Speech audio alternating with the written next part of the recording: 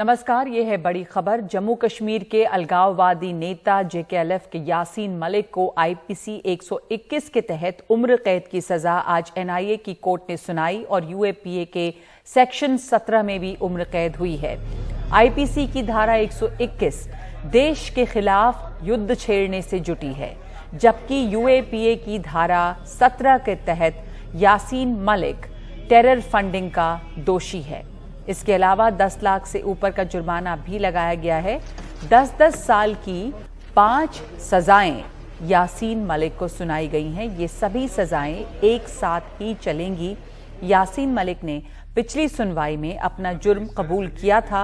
NIA ने उसे फांसी देने की मांग की थी, जबकि उसके लिए नियुक्त न्याय मित्र ने उम्र कैद देने की गुजारिश की थी। यासीन मलिक को उम्र कैद की सजा सुनाए जाने के बाद तिहाड़ जेल प्रशासन ने एक महत्वपूर्ण बैठक की है। यासीन मलिक को और कड़ी सुरक्षा व्यवस्था में रखा जाएगा। अब उम्र कैद की सजा होने के बाद उस पर और पैनी नजर रखी जाएगी, उस सीसीटीवी से निगरानी रखी जाएगी। सुबह जब कोर्ट में कार्रवाई चालू हुई तो दोनों पक्षों ने, एनआईए ने अपना पक्ष रखा। उन्होंने मैक्सिमम सेंटेंस की मांग की, जो इस केस में कैपिटल पनिशमेंट है 121 आईपीसी के अंदर। मैं कोर्ट द्वारा अपॉइंटेड अमाइकस क्यूरी, मैंने इस केस का जो मिनिमम था 121 के अंदर, दैट इज लाइफ, मैंने उस चीज़ का कोर्ट से रिक्वेस्ट किया। कोर्ट ने दोनों लोगों के पक्ष को सुनते हुए यह मैटर को फिक्स किया for the order on sentence. मैंने पहले भी बताया, एनआईए ने इसमें एज सारी धाराओं में 121 आईपीसी एक ऐसा सेक्शन था जिसमें कैपिटल पनिशमेंट या मृत्युदंड का प्रावधान था, और उसमें जो मिनिमम उम्र कैद हो सकती थी वो उम्र कैद की थी। तो एनआईए ने इसमें मृत्युदंड मांगा, हमने मांगा, और बीइंग मैं यासीन मलिक का अमिकस क्यूरी होने के नाते मैंने उसमें उम्र कैद की सजा का रिक्वेस्ट किया कोर्ट से, जिसको कोर्ट ने स्वीकार करते हुए फाइनली एक ऑर्डर ऑन सेंटेंस पास किया है, जिसमें लाइफ इम्प्रिजनमेंट का सजा सुनाई गई है। तो उम्र कैद की सजा दी गई है यासीन मलिक को, और एनआईए ने जो फांसी की सजा की दरखास्त की थी उसे नहीं दिया है कोर्ट ने। अब तिहाड़ जेल में रहेगा यासीन मलिक। और दूसरी खबर की तरफ बढ़ते हैं। 16 मई को कांग्रेस छोड़ देने का दावा करने वाले कपिल सिब्बल ने कहा है कि राज्यसभा उम्मीदवारी में समर्थन देना अखिलेश यादव का बड़प्पन है। उन्होंने एनडीटीवी के साथ खास बातचीत में कांग्रेस के खिलाफ कुछ भी बोलने से परहेज किया और कहा कि उनको कांग्रेस से कोई शिकायत नहीं है।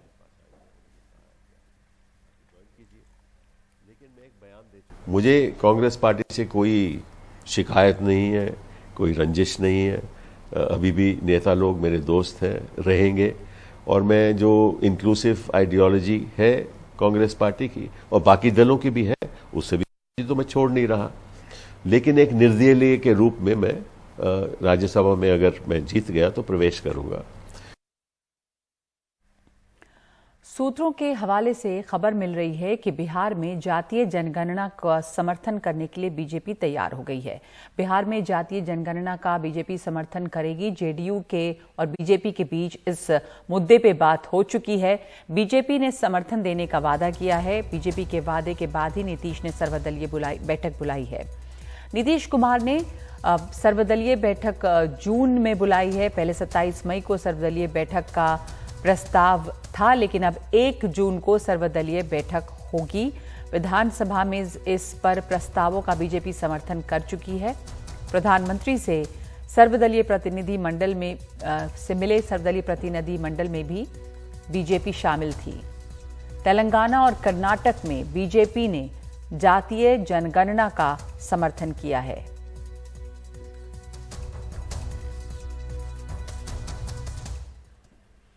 उत्तर प्रदेश सरकार ने मई से सितंबर तक गरीबों को दी जाने वाली फ्री राशन में 3 किलो गेहूं और 2 किलो चावल की जगह अब 5 किलो चावल ही देने को कहा है।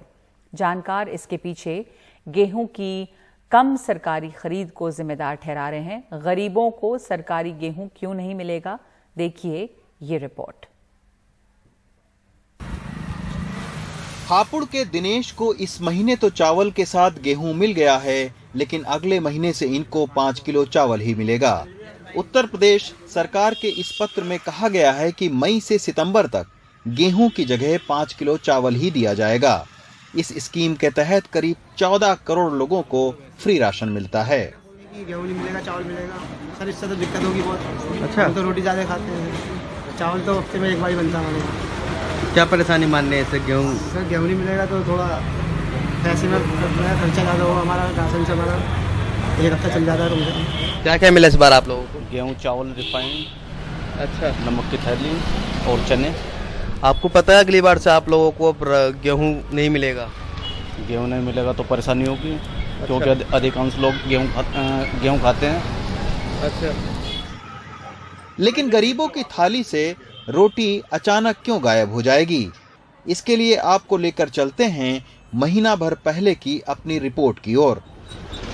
17 अप्रैल को एनडीटीवी ने दिखाया था कि गेहूं के सरकारी खरीद केंद्र पर सन्नाटा है और किसानों की ट्रैक्टर ट्रालियों की लंबी कतार निजी आटा मिलों के बाहर लगी है।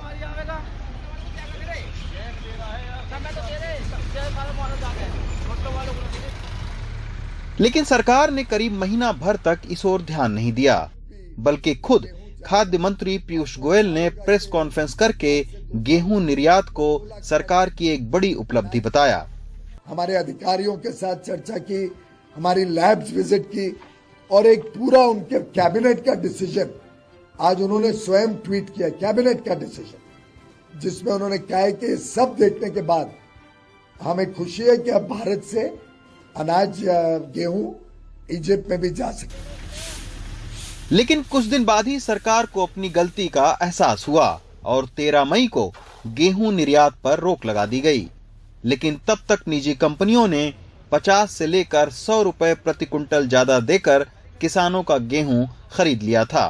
अब हालात ये हैं कि उत्तर प्रदेश में जहां पिछले साल 30 अप्रैल तक करीब 11 लाख टन गेहूं खरीदा गया था, वहीं इस साल महज 1,30,000 टन ही सरकारी खरीद हुई है। 30 अप्रैल तक उत्तर प्रदेश के 28 जिलों में लक्ष्य के मुकाबले महज 2 से 5% ही गेहूं की सरकारी खरीद हुई। पूरे देश के आंकड़ों की अगर बात करें तो सरकार का अनुमान 4.44 करोड़ टन गेहूं खरीद का था, लेकिन 20 मई तक महज 1,81,00,000 टन ही गेहूं खरीदा गया। लिहाजा सरकार ने 31 मई तक गेहूं की सरकारी खरीद बढ़ा दी है। अगर पुराने अनुमान से हम देखें तो करीब 220 लाख टन गेहूं प्रधानमंत्री गरीब कल्याण योजना के लिए ज़रूरत होती है और करीब 260 लाख टन गेहूं सामान्य जो राशन प्रणाली है उसके लिए ज़रूरत है। जबकि सरकार के पास किसी भी तरीके से करीब 370 या 380 लाख टन गेहूं ही होना बकाया और इस साल भी करीब था। ऐसे में उसके पास यही विकल्प था कि वो जो राशन में और प्रधानमंत्री गरीब कल्याण अन्न योजना के तहत मुफ्त अनाज देती है उसमें गेहूं की मात्रा घटा दे और उसको चावल से उसको विकल्प के रूप में उसकी आपूर्ति करे, और यही सरकार ने किया है। यही नहीं, सरकार जब तक गेहूं के निर्यात पर रोक लगाती तब तक 70 लाख टन गेहूं के निर्यात का सौदा भी हो चुका था। कहां रूस यूक्रेन युद्ध के बीच में गेहूं का निर्यात करके भारत सरकार वाहवाही बटोरना चाहती थी, लेकिन लग ऐसा रहा है कि सरकार प्रेस कॉन्फ्रेंस करती रही और इस बीच निजी कंपनियां किसानों को ज्यादा पैसा देकर गेहूं खरीदती रहीं। अब मुनाफा प्राइवेट कंपनियां और गेहूं की कमी की मार गरीबों को झेलनी पड़ सकती है, जिसकी शुरुआत पीडीएस के सिस्टम से हो चुकी है।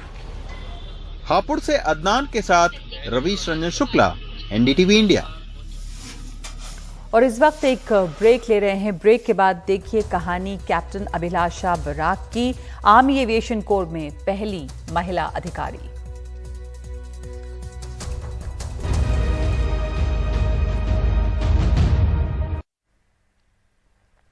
Captain Abhilasha Barak combat army aviation course करने के बाद कॉम्बैट एविएटर के तौर पर आर्मी एविएशन कोर में शामिल होने वाली पहली महिला अधिकारी बन गई हैं।